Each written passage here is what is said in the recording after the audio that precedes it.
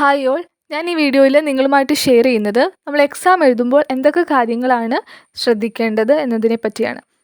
First എന്ന് പറഞ്ഞാൽ നമ്മൾ എക്സാം എന്ന് പറയുന്നത് കമ്പ്യൂട്ടർ ബേസ്ഡ് ആണ്. ഓൺലൈൻ എക്സാം ആയതുകൊണ്ട് തന്നെ നമുക്ക് ഒരു സിസ്റ്റം അലോട്ട് ചെയ്തിട്ടുണ്ടാവും. നമുക്ക് അലോട്ട് ചെയ്തേക്കുന്ന സിസ്റ്റത്തിൽ നമ്മൾ രജിസ്റ്റർ നമ്പർ എൻ്റർ ചെയ്യുന്നു.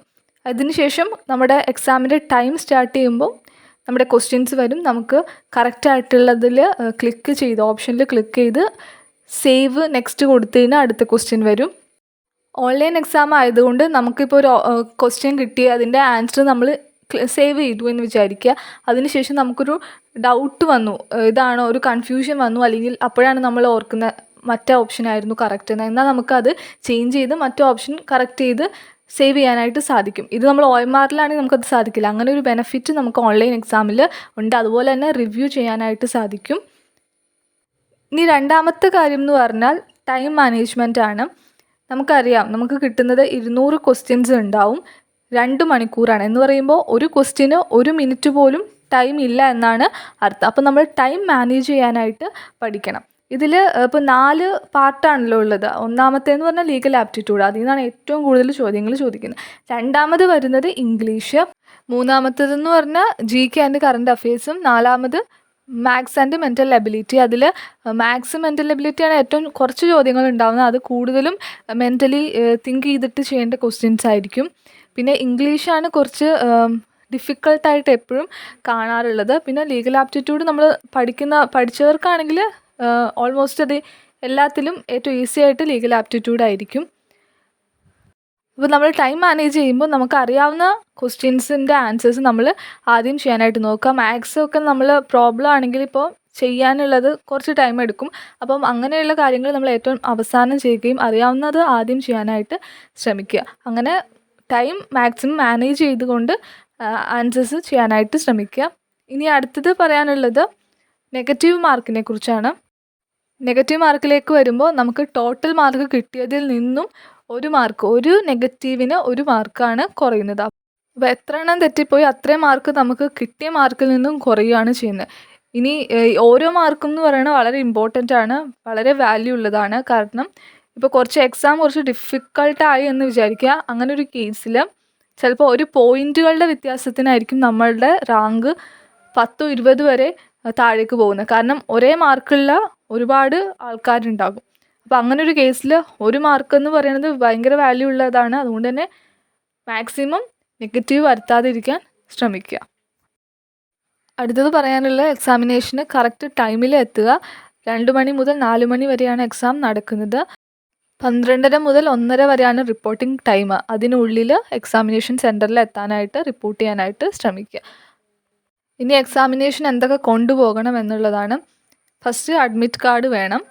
അതോടൊപ്പം ഐഡൻറ്റിറ്റി പ്രൂഫ് ആവശ്യമാണ്. പിന്നെ ആവശ്യമുള്ളത് ഒരു പെന്നാണ്. കാരണം മാത്സ് ഒക്കെ ചെയ്യാനായിട്ട് നമുക്ക് ഒരു പെന്നുകൂടി കയ്യിലുണ്ടാകണം. പിന്നെ പേപ്പർ നമുക്ക് അവിടുന്ന് തന്നെ അവർ തരും. ഇനി കാൻഡിഡേറ്റ്സിനുള്ള exam guideline entrance commissioner പുറത്തു വിട്ടിട്ടുണ്ട്. അതെന്തൊക്കെയാണെന്ന് നമുക്ക് നോക്കാം.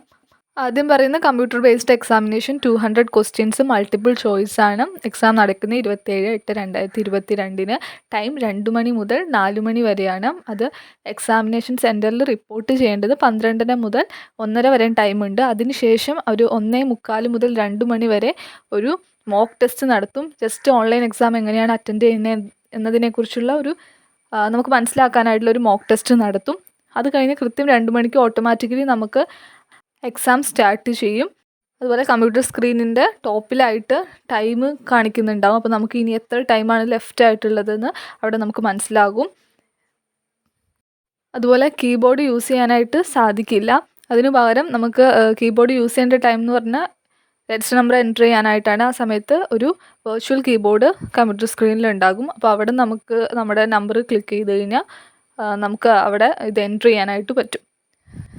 ഇതിനു മുമ്പ് ഓൺലൈൻ എക്സാം അറ്റൻഡ് ചെയ്തിട്ടുള്ള ആൾക്കാർക്കാണെങ്കിൽ അറിയാൻ പറ്റും എങ്ങനെയാണ് ചെയ്യുന്നതെന്ന്. ഇനി അത് ചെയ്യാത്ത ആൾക്കാർക്ക് വേണ്ടിയാണ് കേട്ടോ ഇത് പറയുന്നത്. അതുപോലെ തന്നെ മാർക്കിംഗ് സ്കീം എങ്ങനെയാണെന്ന് അതിൽ പറഞ്ഞിട്ടുണ്ട്. അതിൽ നമുക്കൊരു ക്വസ്റ്റ്യൻ തന്നു കഴിഞ്ഞാൽ അതിൽ 4 ഓപ്ഷൻസ് ഉണ്ടാവും. കറക്റ്റ് ഓപ്ഷനിൽ നമ്മൾ ക്ലിക്ക് ചെയ്തിട്ട് സേവ് ആൻഡ് നെക്സ്റ്റ് കൊടുക്കുന്നു. അതുപോലെ തന്നെ സേവ് ആൻഡ് പ്രീവിയസ് കൊടുത്തു കഴിഞ്ഞാൽ നമുക്ക് മുന്നോട്ടുള്ള ക്വസ്റ്റ്യൻസിലേക്ക് പോകാനായിട്ട് പറ്റും. അതുപോലെ സൈഡിലൊരു പാലറ്റ് ഉണ്ടാകും, അതിൽ ഫുൾ ക്വസ്റ്റ്യൻ്റെ നമ്പർ ഉണ്ടാകും. അപ്പോൾ നമുക്ക് ഏതെങ്കിലും ഒരു ക്വസ്റ്റ്യൻ നമ്പർ ചൂസ് ചെയ്ത് ആ ക്വസ്റ്റ്യൻ നമ്മുടെ സ്ക്രീനിൽ തെളിഞ്ഞു വരും. ഇനി നമ്മൾ കറക്റ്റ് ഓപ്ഷൻ ക്ലിക്ക് ചെയ്തിട്ട് നമുക്ക് വേണ്ട എങ്കിൽ ആ ക്വസ്റ്റ്യൻ അറ്റൻഡ് ചെയ്യണമെങ്കിൽ നമ്മൾ ക്ലിയർ റെസ്പോൺസ് കൊടുത്തു കഴിഞ്ഞാൽ ആ ഓപ്ഷൻ ക്ലിയർ ആവും. നമുക്ക് വേറെ ഓപ്ഷൻ ക്ലിക്ക് ചെയ്തിട്ട് നമുക്ക് സേവ് ചെയ്യാനായിട്ട് പറ്റും. പിന്നെ നമുക്ക് റിവ്യൂ ചെയ്യാം. റിവ്യൂ ചെയ്യുന്നതിൽ നമ്മളൊരു ഓപ്ഷൻ ക്ലിക്ക് ചെയ്തിട്ടാണ് റിവ്യൂ ചെയ്യുന്നതെങ്കിൽ പിന്നീട് നമ്മളൊന്നും ചെയ്തില്ലെങ്കിലും ആ ക്ലിക്ക് ചെയ്ത ഓപ്ഷൻ കറക്റ്റ് ആണെങ്കിൽ നമുക്ക് 3 മാർക്ക് കിട്ടും. ഇനി തെറ്റായിരുന്നെങ്കിൽ 1 മാർക്ക് നമുക്ക് കറക്റ്റിൽ നിന്നും പോവുകയും ചെയ്യും. അതേസമയം നമ്മൾ ഓപ്ഷനൊന്നും ക്ലിക്ക് ചെയ്യാതെ വെറുതെ ആ ക്വസ്റ്റ്യൻ റിവ്യൂ ഇടുവാണെങ്കിൽ നമുക്ക് അതിൽ മാർക്ക് കിട്ടുകയില്ല, മാർക്ക് നഷ്ടപ്പെടുകയില്ല. അപ്പോൾ ടോട്ടൽ 200 ചോദ്യങ്ങൾ, അപ്പോൾ ടോട്ടൽ 600 മാർക്കിലാണ് ഒരു ക്വസ്റ്റിന് 3 മാർക്ക് വെച്ച്. അപ്പോൾ നമുക്ക് കിട്ടിയ ഉത്തരത്തിൽ നിന്നും നെഗറ്റീവ് വന്നു കഴിഞ്ഞാൽ 1 മാർക്ക് വെച്ചിട്ട് റെഡ്യൂസ് ചെയ്യും. പിന്നെ നമ്മൾ നെഗറ്റീവ് വരുത്താതിരിക്കാൻ ശ്രമിക്കുക. അതോടൊപ്പം തന്നെ നമ്മൾ ഈ 200 ചോദ്യവും ഉത്തരം ആൻസർ കണ്ടെത്താനായിട്ട് ശ്രമിക്കേണ്ട ഒരു ആവശ്യമില്ല. കറക്റ്റാണെന്ന് ഉറപ്പുള്ള ക്വസ്റ്റ്യൻസിന് മാത്രം ആൻസർ എഴുതുക. എല്ലാ ക്വസ്റ്റ്യൻ്റെയും നിരത്തി പിടിച്ച് ഓപ്ഷൻ ക്ലിക്ക് ചെയ്യേണ്ട ഒരു ആവശ്യമില്ല. കാരണം ആരും തന്നെ 200 ക്വസ്റ്റ്യന് ഉത്തരമൊന്നും കണ്ടെത്താൻ പോകുന്നില്ല. അപ്പം ഒരു പകുതി ക്വസ്റ്റ്യനെങ്കിലും നമ്മൾ കറക്റ്റ് ആയിക്കഴിഞ്ഞാൽ നമുക്ക് ഷുവറായിട്ടും ഒരു നല്ല റാങ്കിലേക്ക് എത്താനായിട്ട് പറ്റും. ഒരു 100 ക്വസ്റ്റ്യനെങ്കിലും കറക്റ്റായിട്ടും നമ്മൾ ആൻസർ ചെയ്തിട്ടുണ്ട്. അതുകൊണ്ട് തന്നെ നമ്മൾ ഒരു 100-ന് മേലെ ക്വസ്റ്റ്യൻസ് അറ്റൻഡ് ചെയ്താൽ മതി. അതെല്ലാം തന്നെ ശരിയാക്കാൻ ശ്രമിക്കുക, നെഗറ്റീവ് വരുത്താതിരിക്കാനായിട്ട് നോക്കുക. എല്ലാ ചോദ്യങ്ങൾക്കും ഉത്തരം കണ്ടെത്താനായിട്ട് പോകണ്ട. നമുക്ക് അറിയാവുന്ന കാര്യങ്ങൾ കറക്റ്റായിട്ട് ചെയ്ത് ഓപ്ഷൻ കണ്ടെത്താനായിട്ട് ശ്രമിക്കുക. അതുപോലെ തന്നെ ഇലക്ട്രോണിക് ഡിവൈസസ് ആയിട്ടുള്ള calculator, smart watch, mobile phones ഇതൊന്നും എക്സാമിനേഷൻ ഹാളിൽ പെർമിറ്റ് ചെയ്യില്ല. നിങ്ങൾ കൊണ്ടുപോകേണ്ടത് അഡ്മിറ്റ് കാർഡ്, അതുപോലെ തന്നെ ID പ്രൂഫ്, പെന്ന്, ഈ 3 കാര്യങ്ങളാണ് കൊണ്ടുപോകേണ്ടത്. പിന്നെ നമുക്ക് മാത്സ് ചെയ്യാനുള്ള പേപ്പേഴ്സൊക്കെ നമുക്ക് അവിടെ നിന്നും അവർ തരുന്നതായിരിക്കും. അപ്പോൾ ഈ പറഞ്ഞ എല്ലാ ഇൻസ്ട്രക്ഷൻസും നിങ്ങൾ പാലിച്ചിട്ട് വേണം എക്സാം എഴുതാനായിട്ട് പോകാൻ. സോ എല്ലാവരും നന്നായിട്ട് പ്രിപ്പയർ ചെയ്തിട്ട് എക്സാം എഴുതാനായിട്ട് പോവുക. All the best for your exam.